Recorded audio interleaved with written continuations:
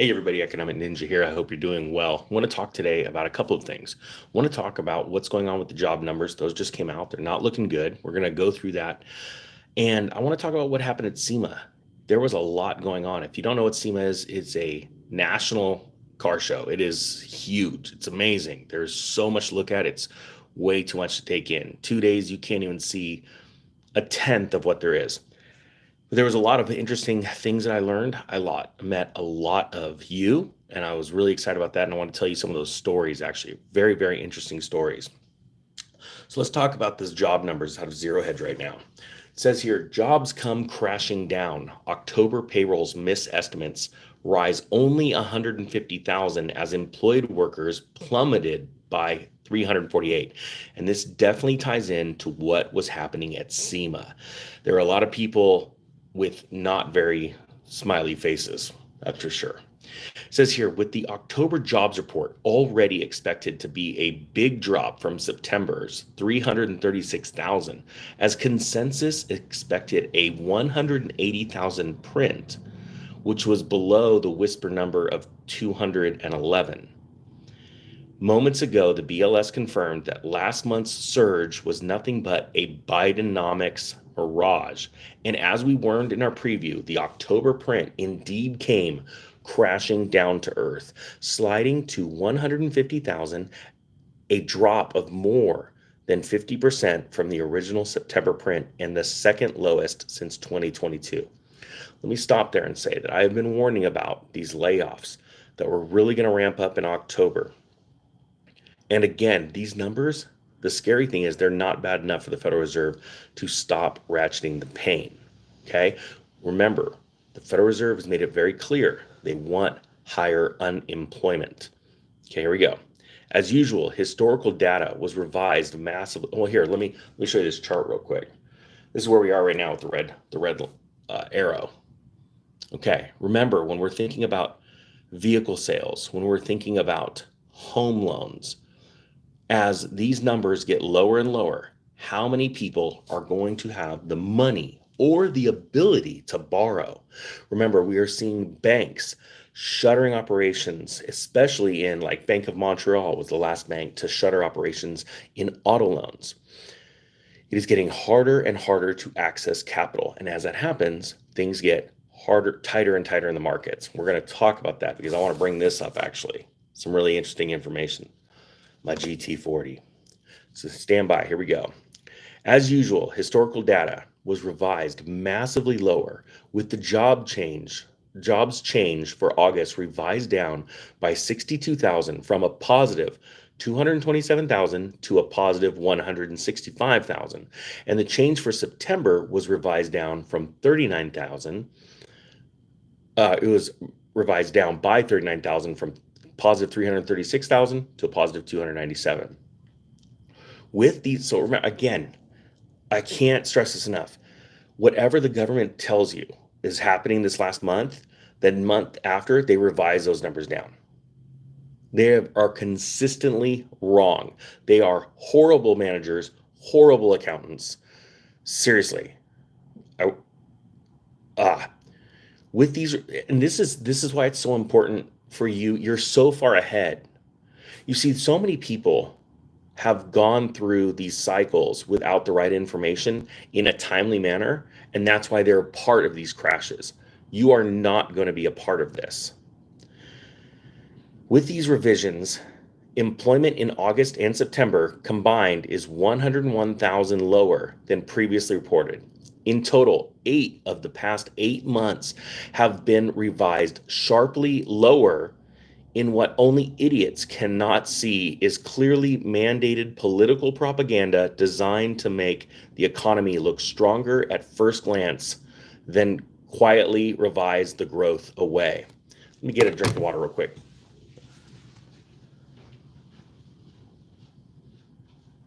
Talk amongst yourselves. All right, here we go. Talk amongst yourselves while I'm drinking. I'll give you a topic. How crappy is Jeff Bogan's policies on economics? All right. So it says here, of course, the downward revisions are nowhere near done.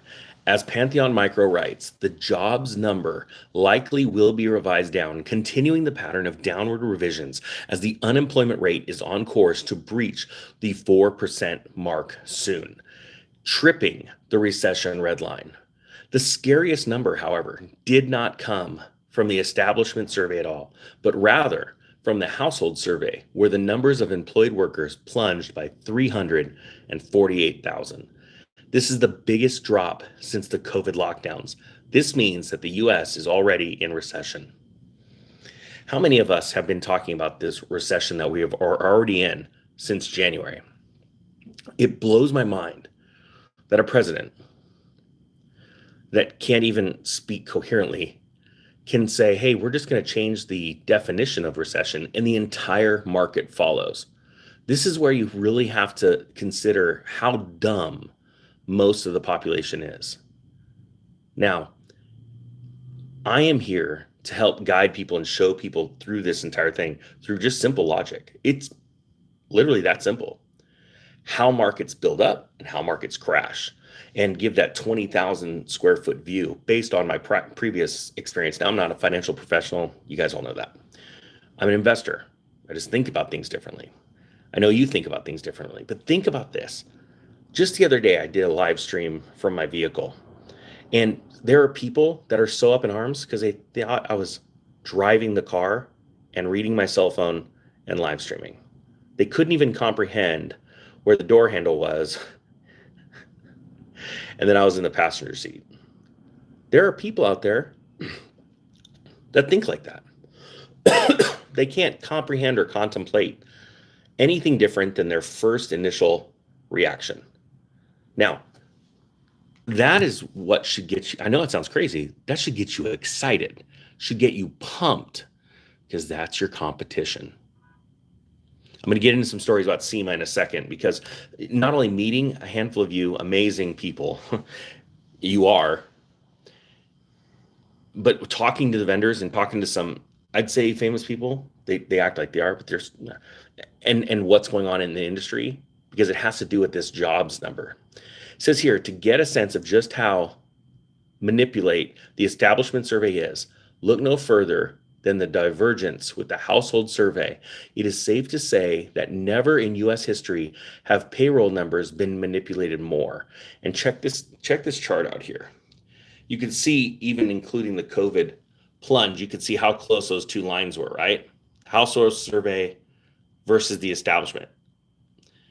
It's interesting because they are always together until just recently, where they are diving very far apart. And you can see that household is dipping pretty good right now. It says, and as employed workers plunged by 348,000, the number of unemployed workers surged by 146, an indication of which was the true labor market is headed. It wasn't just payrolls that disappointed, so did the unemployment rate, which rose to 3.9% from 3.8 versus expectations of an unchanged print since the recent lows in April. This measure is up by half a point, effectively cementing the next recession. Now, honestly, the sad thing is that the unemployment number needs to go much higher for the Fed to actually pause, really seriously pause, and then about face when it comes to rates and actually start dropping them. So we still have a little bit of time to prepare. Now let's talk about SEMA. My GT40. You guys know that one of my favorite cars is a GT40. It's one of the cars I'm going to be buying during this crash. And I went and looked at one of the companies that I would like to build it, so I'm not going to buy an original. And you know, they're all ready to rock and roll. People are looking at cars, and there's some people buying cars right now, but they're nowhere near what they used to be in sales a year ago, a year and a half ago. When you ask these sales people how things are going, everything's great. Everything's great. And I go, I'm expecting a big downturn. I'm surprised that you're selling a lot of cars, and their shoulders drop, their persona changes.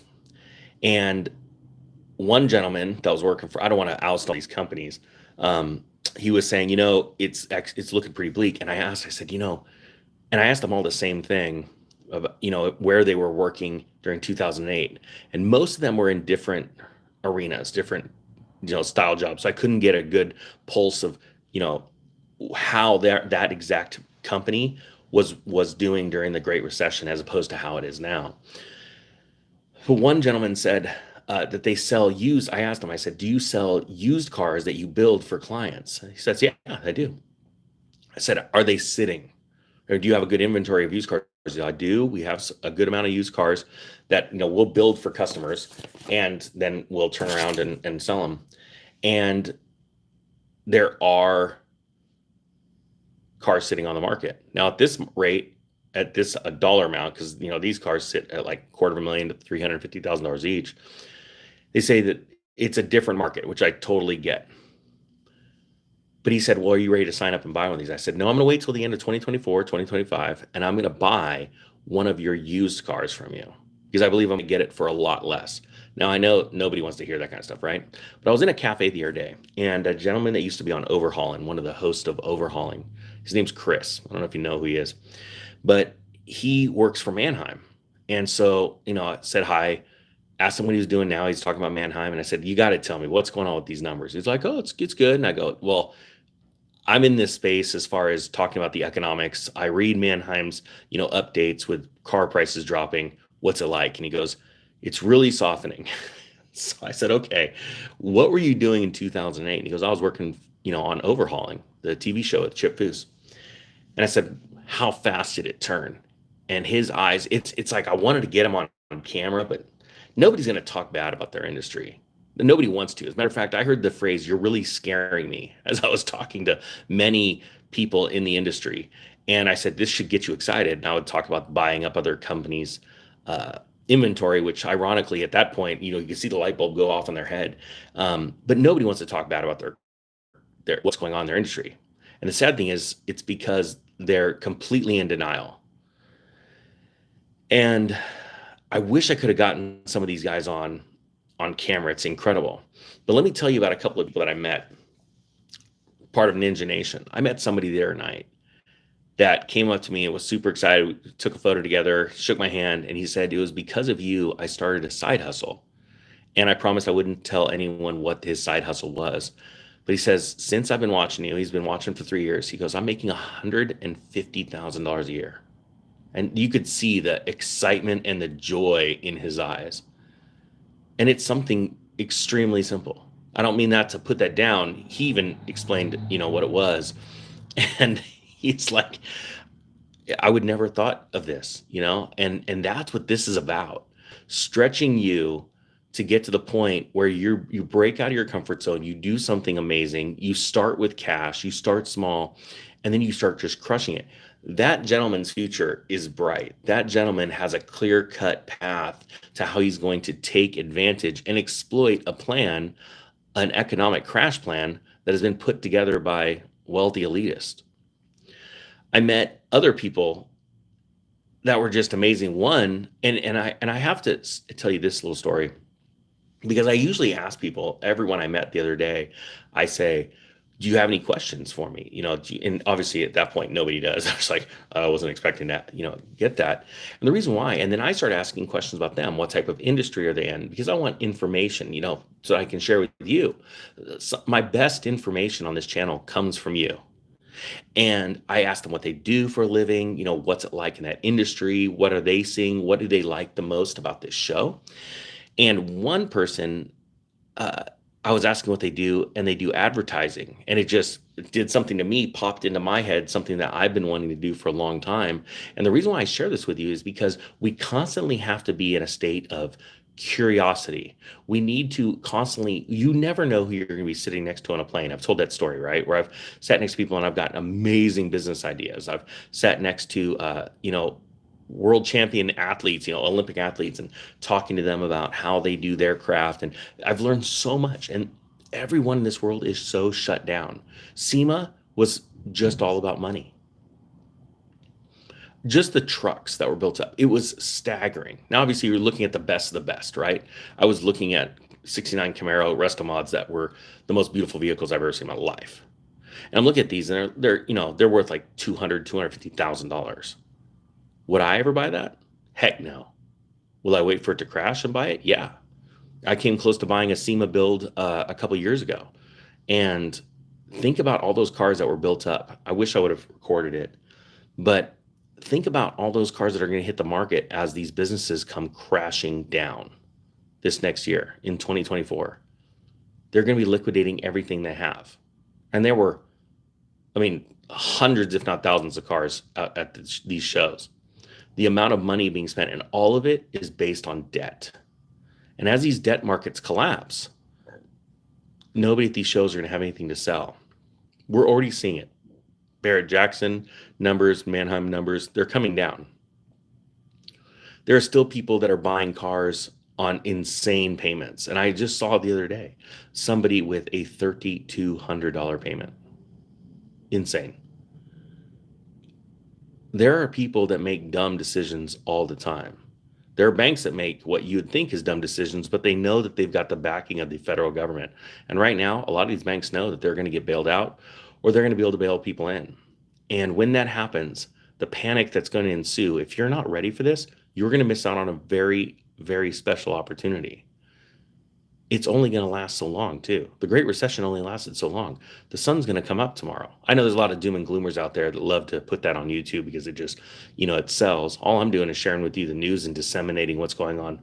There is scary stuff happening, but you need to be able to take advantage of it. You need to learn from it and then take advantage of it, because then the market's going to turn. That's why I talk about real estate. It's one of the only opportunities that most people are going to get to level up if they're ready. But before now on YouTube, there was never anyone talking about how important it was to not miss that one credit card payment that's going to screw your credit score and put you into a downward spiral when the banks are crashing.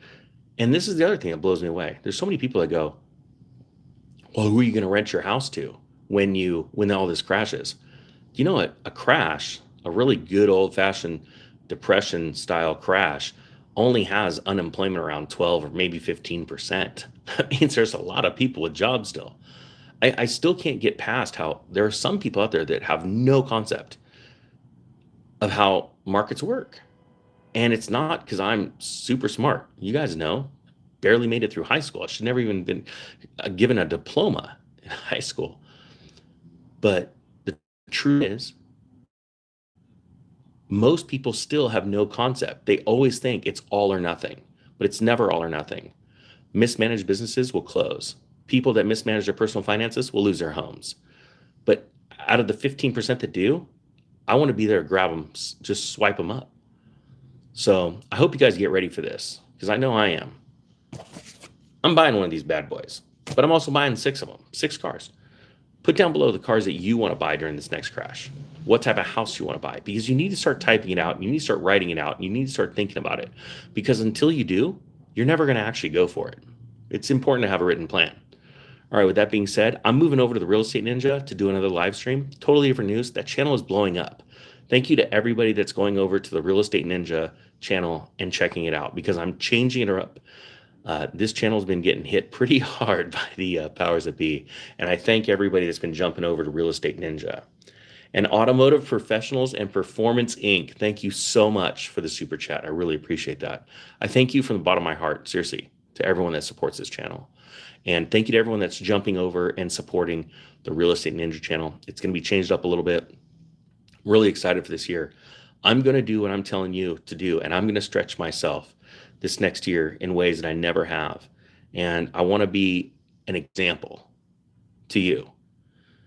And I'm going to push myself. And I'm going to be honest with you, it feels uncomfortable, but I'm going to do it. Hope you guys have a great day. The Economic Ninja is going over to the other channel.